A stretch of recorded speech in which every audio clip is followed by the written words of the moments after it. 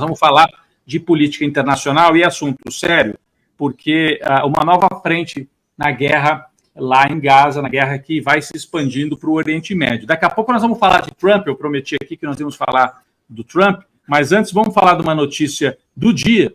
O número 2 do Hamas, Saleh al-Aruri, foi morto na noite de terça-feira num ataque de Israel a Beirute, a capital libanesa. Olha só, não estamos mais falando de Palestina, de Cisjordânia e Gaza. Israel bombardeou Beirute, capital do Líbano.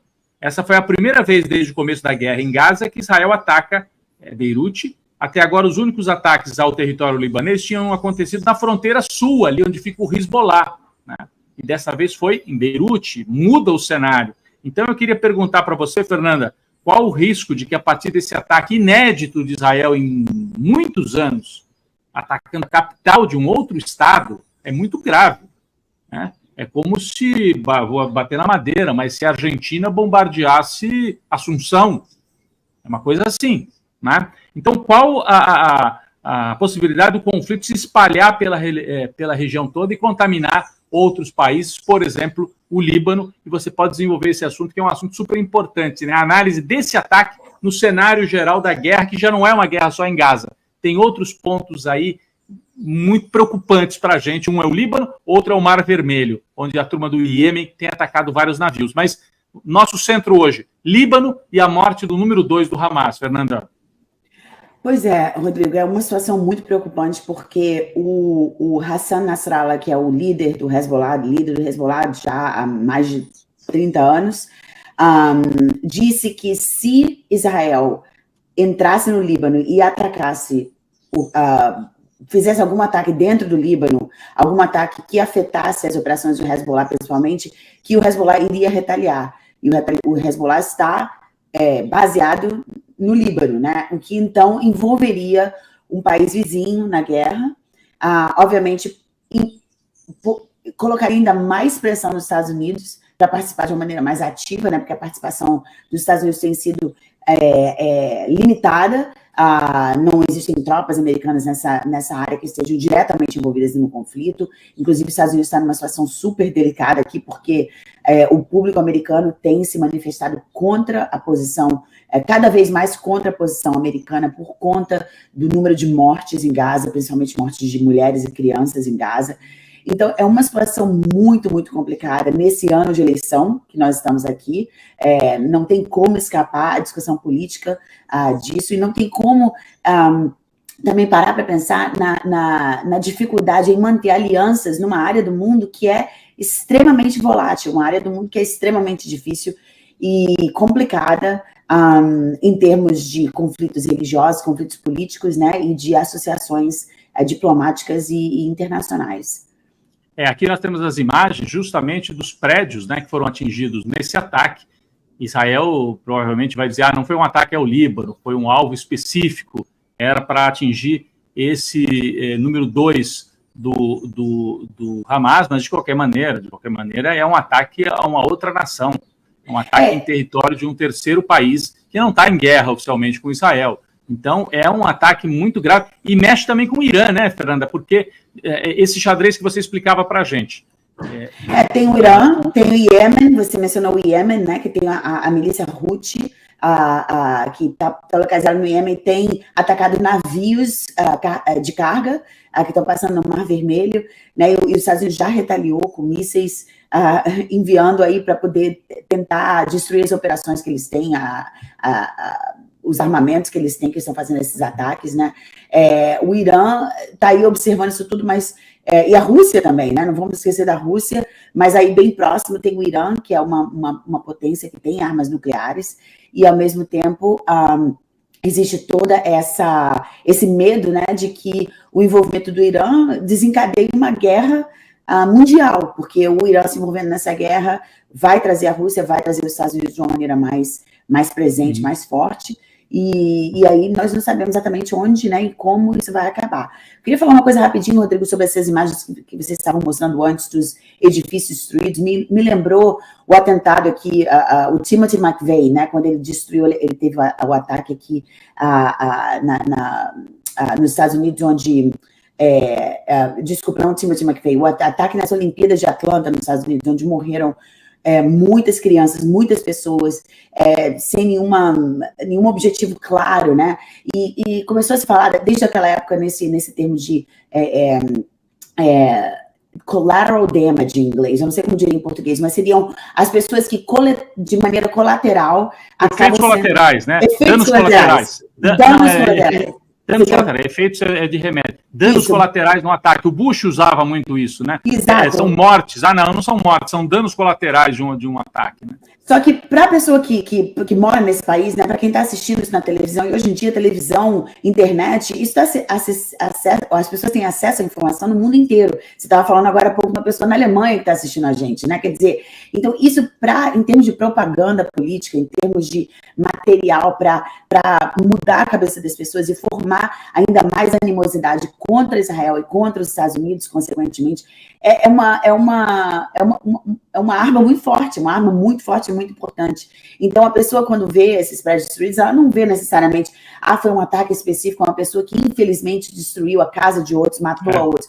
Eles veem um ataque às pessoas do Líbano, à capital do Líbano, a pessoas que não têm nada a ver com esse conflito e nesse momento foram sugadas ao conflito por conta do tamanho do ataque, né, e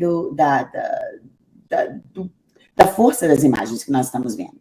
Fernanda, além dessas imagens que nós trouxemos, são imagens desta madrugada em Beirute, esta imagem é importante. Esse seria o líder, esse de barba mais preta do lado esquerdo, esse seria o Saleh al-Aruri. Seria não, é o Saleh al-Aruri. Eu digo seria porque eu não sei se nós temos imagens já comprovando que o corpo dele foi retirado dos escombros, e nem sei se há restos mortais, se foi um ataque com um míssil, é muito difícil que tenha, possibilidade de identificação detalhada.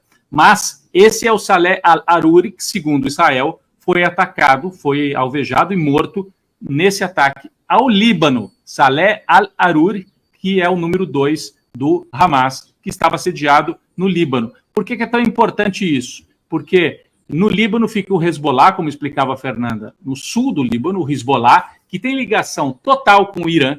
Então, se você ataca um membro do Hamas no Líbano, você está atacando o território libanês, é entendido pelo Hezbollah. Vamos lá, gente, é a sopa de letrinhas, mas o nosso público aqui acompanha bem isso. Então, você tem o Hamas, que governa Gaza, o líder do Hamas morto em Beirute. No sul do Líbano, o Hezbollah, que é um outro grupo, ligado ao Irã. Aí o Irã já tinha avisado, né, Fernanda, como você explicava aqui, que se houvesse ataque ao território libanês, o Hezbollah entraria na guerra. E agora já não é um ataque assim esporádico na fronteira. Foi um ataque à capital. Vamos esperar a reação do Hezbollah, que é também uma reação iraniana, para ver se essa guerra pode se desdobrar com a entrada, não digo definitiva, né, mas com a entrada assim, em maior escala do Irã, puxando também os Estados Unidos. Me parece que essa operação de Israel, você pode dizer melhor, Fernanda, acho que teve essa dupla finalidade, mostrar para o público interno, estão pegando os caras do Hamas, estamos atacando, de um lado isso, e de outro, chamar o Irã, porque daí o grande alvo de Israel, eu não sei se nesse momento Israel quer uma guerra total com o Irã, até queria ouvir você sobre isso, mas chamar o Irã, trazer o Irã para o conflito para que Israel possa atacar eventualmente também o Irã. Tem um risco de o Irã em breve ter armas nucleares, né? Então Israel tem dito isso, que não vai permitir que o Irã tenha armas nucleares. Como é que você vê isso? O Irã poderia entrar e o peso que isso teria, transformando uma guerra de Gaza numa guerra de médio porte, né, já no Oriente Médio? Olha, eu não sei, eu acho que é uma escolha muito, muito arriscada de Israel, porque o Irã é um país sobre o qual nós sabemos muito pouco, né? Existem muitos esforços de conter o desenvolvimento de armas nucleares no Irã há muito tempo. Acordos feitos entre o Irã e os Estados Unidos que não se sabe se são mantidos, se não são mantidos. A negociação, as relações diplomáticas entre os Estados Unidos e Irã, entre Israel e Irã, não existem. Então, e é um país religioso, né? Um país onde a religião e a política são a mesma coisa. Então, é muito difícil da gente ter uma ideia clara exatamente de quando, como e por que o Irã iria se envolver nessa guerra e, ao se envolver, com qual a intensidade iria se envolver.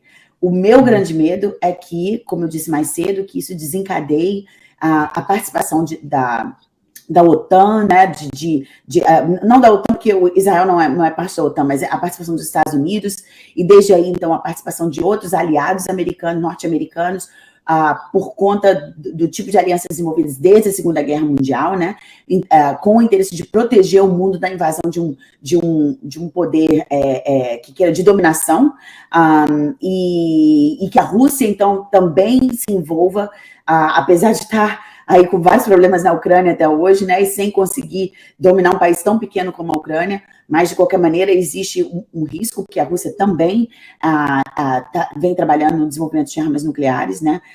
Eu não sei, eu vi o filme Oppenheimer depois de muito tempo que saiu no cinema, há umas 2 semanas, eu fiquei meio apavorada, e foi uma profecia, né, que ele falou, desenvolvemos essa arma nuclear aqui nos Estados Unidos com um objetivo muito específico, e hoje em dia estamos aqui falando da possibilidade de que, se utilizadas, possam realmente destruir partes inteiras do mundo. Então, eu me preocupo muito. Eu espero que esse ano de 2024 traga umas energias um pouco mais apaziguadoras aí, né, um pouco mais diplomáticas para essa negociação, para que todos se deem conta do risco e possam parar e negociar de alguma forma algum tipo de acordo que talvez resolva tanto a sede de sangue de Israel, como também impeça a continuação das mortes, do número enorme de mortes na faixa de Gaza, né? Muito bem, Fernanda. Só para confirmar, né, assim, a gente tinha informação, mas tanto o Líbano, o governo libanês, quanto o Hamas confirmaram a morte do Saleh al-Aruri, número 2 do Hamas. Portanto, confirmado que o bombardeio israelense na capital libanesa ocasionou o assassinato, a morte do número 2 do grupo Hamas.